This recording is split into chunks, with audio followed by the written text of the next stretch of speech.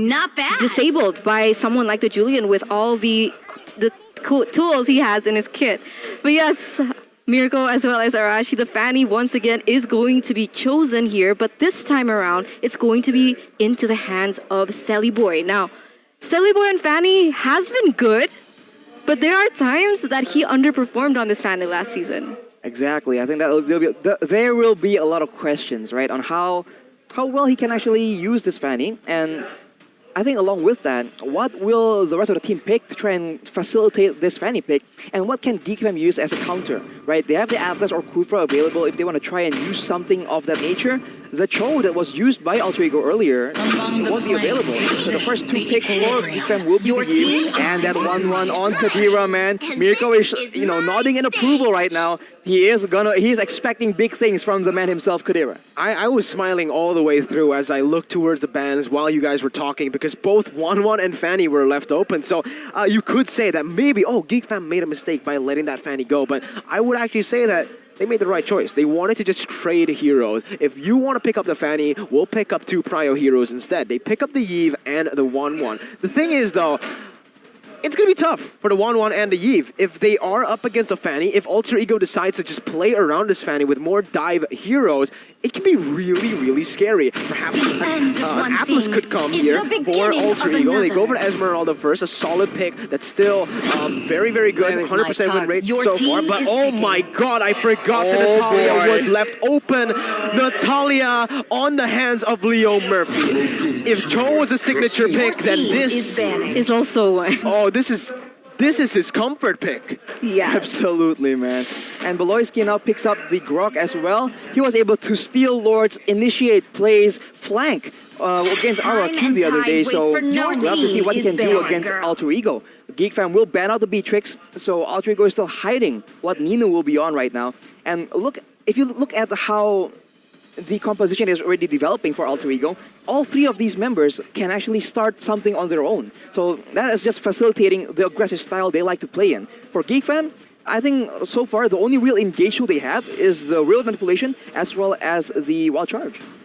Yeah, but in the hands of Beloyski, that just might be possible. I mean, the amount of impact he had in yesterday's game was very evident, as now we're going into the second phase of the draft ban and picks, and the Dairoth is going to be the choice of ban from the side of Alter Ego Esports, realizing that they have opted for that Esmeralda in that EXP lane, and what better to counter the Esmeralda than the Dairoth, and therefore the Dairoth has been banned. Now, from Geek Fam, they've already banned the Beatrix. What else do you think are they going to ban? I actually expected Geek Fam to go for the Ruby pick here, knowing that they are up against a Fanny. They need a single target lockdown, perhaps maybe just an AoE lockdown with the Ruby. They do go for the Grok. Yes, it has CC, it has utility to provide a team, but I think that single target lockdown will be transferred over to the XP lane.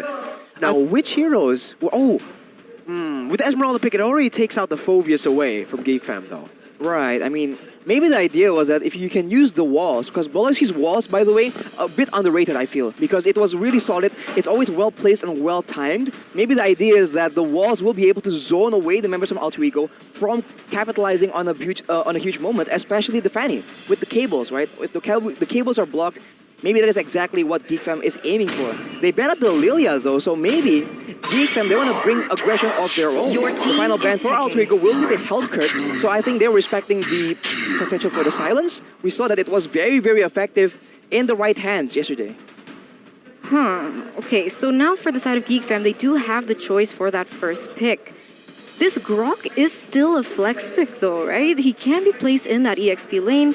And the Ruby could actually just work, because other than the fact that the Ruby can work against the Fanny, I do think that Ruby is great against the Natalia as well. Every time Natalia wants to go for those pickoffs, it's so easy for that to be negated with the I'm Offended as well as skill 1 as well as skill 2 from Ruby herself. But as you can see here, Geek Fam has now picked up the Balman, who I believe might go into that jungle position. Yeah, definitely will go to that jungle position on the hands of Hans. Oh my god, what is going on? Lunox pickup for Alter Ego, and my goodness, that is why. That's why they didn't pick up Nino's hero. Well, that's why we thought they didn't pick up Nino's hero, but Nino's hero was the Esmeralda all along, or perhaps Wait, the hang on. Phoveus. Now, Could be the both of these- yeah, Phoveus. could be the Phoveus to go up against a 1-1, but I actually prefer Esmeralda to go up against the 1-1 in the early stage. Phoveus gets absolutely bullied by the 1-1 before he gets that demonic force. If you just let Pi on his Phoveus farm up to level 4, then you swap lanes, I think that's going to be the optimal choice for Alter Ego. Also, they picked up a very solid late-game insurance hero on that Lunox. It's all up to Geek Fam to wrap up their draft. They need a lockdown hero, possibly more CC or disengage, and that's exactly not what they go for. Oh my God. Offense. That's the answer that Geek Fam are trying to go with. This is not a normal Selena, guys. It's This is Beloyski. Beloyski Selena. We mentioned it. Oh my god, okay, so there are favorites, heroes, power picks, comfort picks all around here for game number 2 as Alter Ego as well as Geek Fam. They're going gun blazing here, taking out all their comfort picks as well as their pocket strategies. And I'm so excited to see because when I heard Beloyski was coming into Geek Fam, everyone was like, guys, Beloyski, Selena, be careful, bro. And I want to know why, and we're going to see why. We're going to see why, Arashi. Why?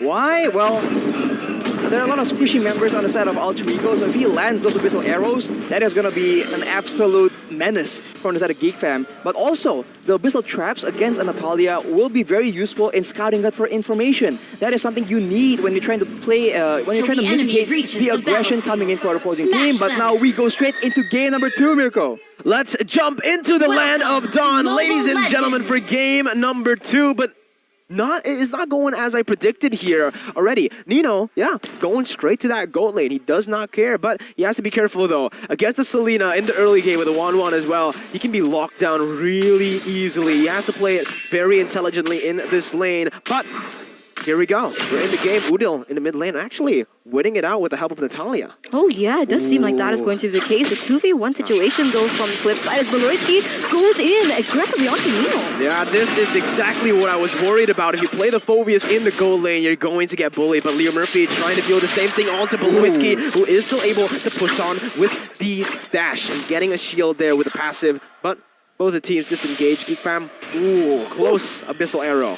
I love this kind of similar strategy coming in from both teams, but Beloyski goes down in first blood by the Samsung Galaxy A-Series here, gets popped up, and now Leo Murphy might be in trouble. Uh-oh, I don't think he is though. Leo Murphy gets out of that engage, that initial fight, but wow, what a play by Leo Murphy. He didn't expect, I think, Leo Murphy to come back.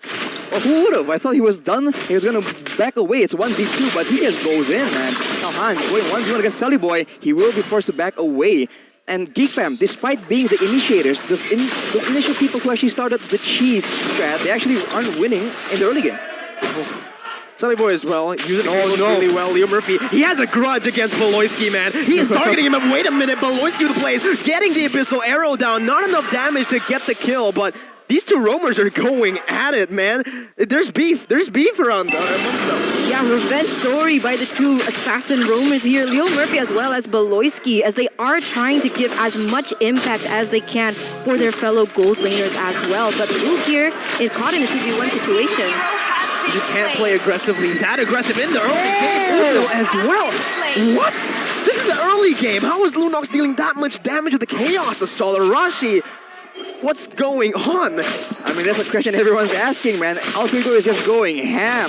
High now will be taken quite low, but overall, I think Alter Ego will get a comfortable secure onto this turtle after making sure that Luke won't be part of the equation. Beloyski tries his best to steal. We've seen it before, but he will not be successful. Turtle slain by Samsung Galaxy A-Series as a dive happens on the top side. Oh, beautiful crossbow tank by Chadera.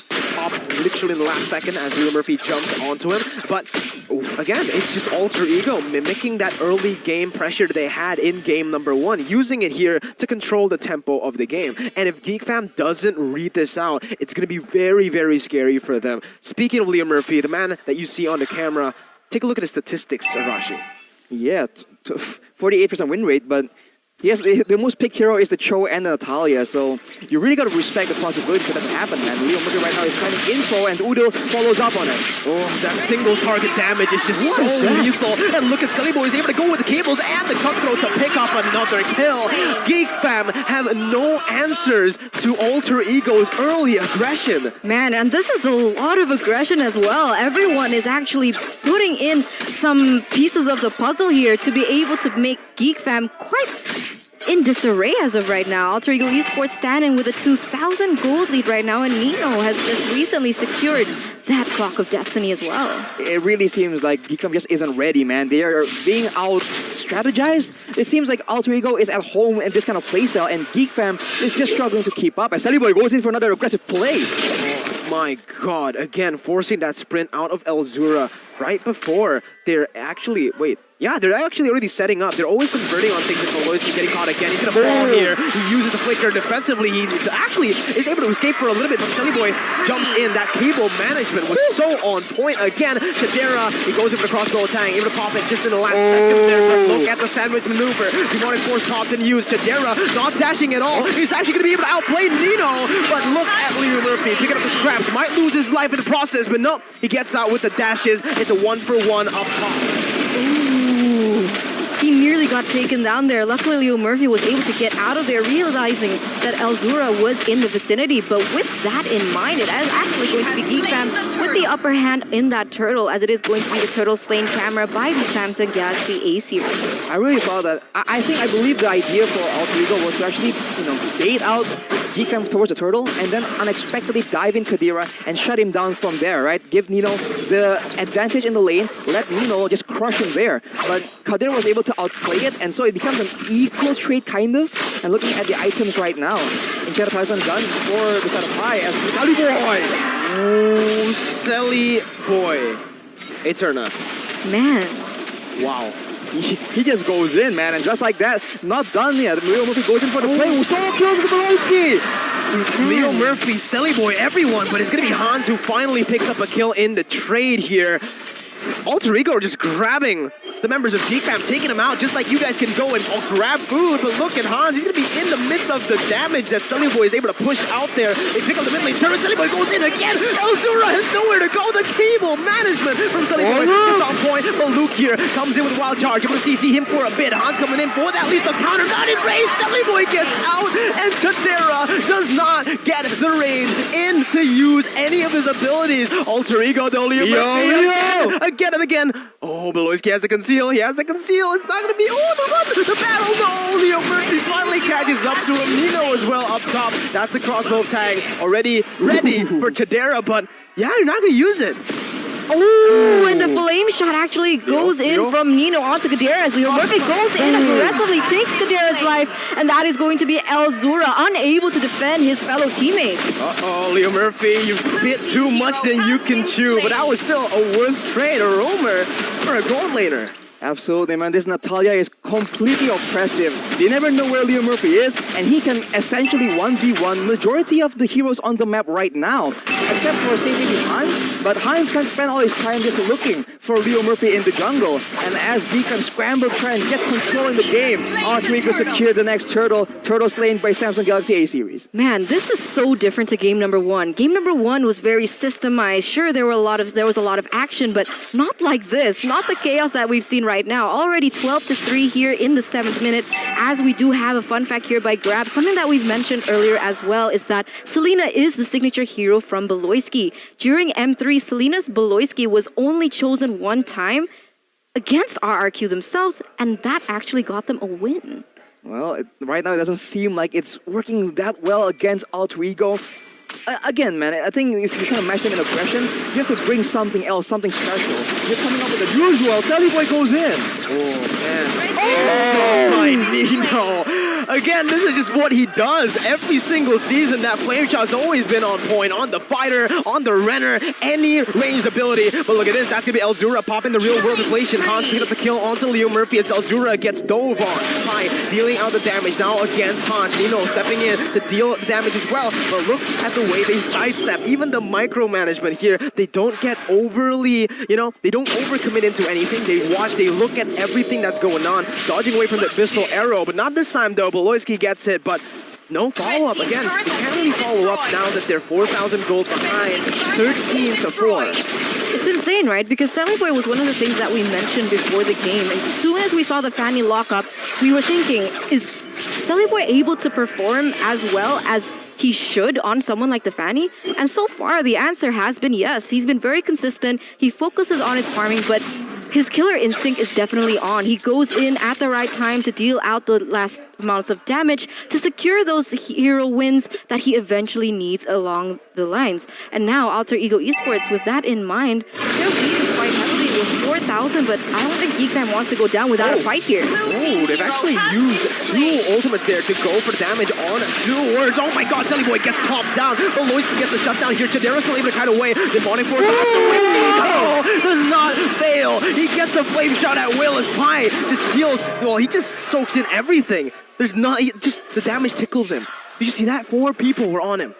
4 people on him, and he doesn't care at all. That is a 2-for-1 for the side of Geek Fam, though. It is Kadira still having such a difficult game, but right there, Beloyski was able to land the stun, the Abyssal Arrow, onto Sally Boy, and that will be his first death in the game. We're talking about Sally Boy, right? His killer instinct has never been in question. Sometimes it seems like he has too much killer instinct, but in this game, he's been absolutely calculated. And Leo Murphy, though, he is making sure that Geek Fam has to use all their ultimate try and take him out. Perfect positioning by Alter Ego, pinning him down, and that's where the kill picks up. But Hans almost finds a trade. That's a killing spree picked up by Udo. Abyssal Arrow connecting on to Pi. But I can't help but feel, again, the Selena pick. If it's not onto either Udo, Leo Murphy, or Selly Boy, it's going to be tough. I think even if he connects it onto Selly Boy, it's going to be really rough. If he actually pops the cable before that Abyssal Arrow lands, he still dashes away. That's what I wanted to mention. They went in for a very risky composition from the side of Geek Fam, understanding that they do have a Fanny. Wow. It's different, right? Because in game number 1, when Geek Fam picked up the Fanny, Alter Ego Esports chose someone like the Cho, who has a more reliable source of CC to inhibit the Fanny from going crazy. But this time around, it's very difficult for Geek Fam to do that, as now we're going to take a look here at the items, Arash. Look at the difference between Kadira and Nino, man. Nino is not snowballing too crazy, but he has 4 items right now, including the boots, and Kadira is left behind. Later on, he has the advantage of the range of the outplay potential with the crossbow of Tang, but we saw against RRQ that you can nullify that by building a Wicked Truncheon, and there's a multitude of members on the side of Alter Ego that can go for that option. And aside from that, Udil has a built-in outplay mechanic, so Kadira is not going to have a good time later on in the game. Just look at his items. He's forced to build very, very defensively. A 1-1 with only a corrosion sight and DHS. He's not able to go for any more damage here. He needs to go for the Athena next and then win a nature. I just don't see him going for any more offensive items. And even here, it just seems like desperate attempts from Geek Fam to zone Alter Ego away from their base. They're turtling in, but their high ground all relies on 2 members here. Give and 1-1. You see the damage coming through. Beloyski taken down to a quarter of his health. Elzura as well, half HP. But if you take a look at Alter Ego, they're all still full HP. They're fresh, even though they're the ones doing the siege. It's kind of difficult because they do have a 7,000 gold gap, and they're relying heavily on Elzura, who needs to be able to get those items as well. Sure, Yves has a huge base amount of damage, but as Alter Ego Esports progress through their items and they can build those magic defense items, it's going to be very difficult for Elzura to have the impact that they initially intended for Elzura. They need the utility, they need the slow, they need to be able to hinder Alter Ego Esports, but the problem is as well, Alter Ego, they have people like Udil on the Lunox who's able to just kind of like maneuver around the big real-world manipulations that may or may not land upon them. The only saving grace for Geek Fam right now is the fact that Pi is serving as the main engage tool as well as the front line for the side of Alter Ego. So if he doesn't have the option of just diving onto Elzura and zoning him out of fights completely. So that is something that Geek Fam can take advantage of. But once Nino gets stronger, he can somewhat serve as a secondary front line. He can serve as the dive going in the back line. So It's just going to be very difficult, and Geek Fam needs to try and, I don't know, take full potential, take full advantage of how much Elzura can be a nuisance for the side of Alter Ego. The damage dealt by Axe there is actually shown. And oh my goodness, Udil, that's a tank! And that's a Lunox. That is a dead tank. That is a dead tank, and that's a dead 1-1. Now add on to the list, Elzura will fall as well. What the heck? Alter Ego, complete dominance here. Voloisky trying to land out of the zone arrow, trying to zone the members away, but Alter Ego takes the base turret. No high ground left. Lethal counter and the retribution by Hans there. High jumps in onto Beloy. They're looking to end the game right here, right now. Udil on this Lunox with the help of Murphy. What?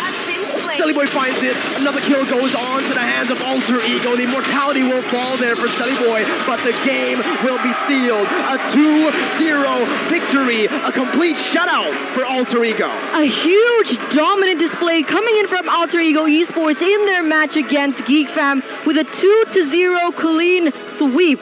Is this going to be the beginning of yet another win streak by Alter Ego Esports here in MPL Season 10? Well, one thing's for sure, man, don't blink when you're watching an Alter Ego game. It happens just like that. What happened, man? One guy falls, and all of a sudden, all over the map, it's over. They just initiate the play, and Geek Fam, they just crumble apart within a matter of minutes, a matter of seconds even. My lord, Alter Ego, this is a very... I'm very happy with how they're playing, man. I always said I am biased towards the early game aggressive play, and right now they seem to have found a good balance between having a lot of aggression and also a lot of calculative maneuvers to try and make sure that their opponents is stuck in a tough spot.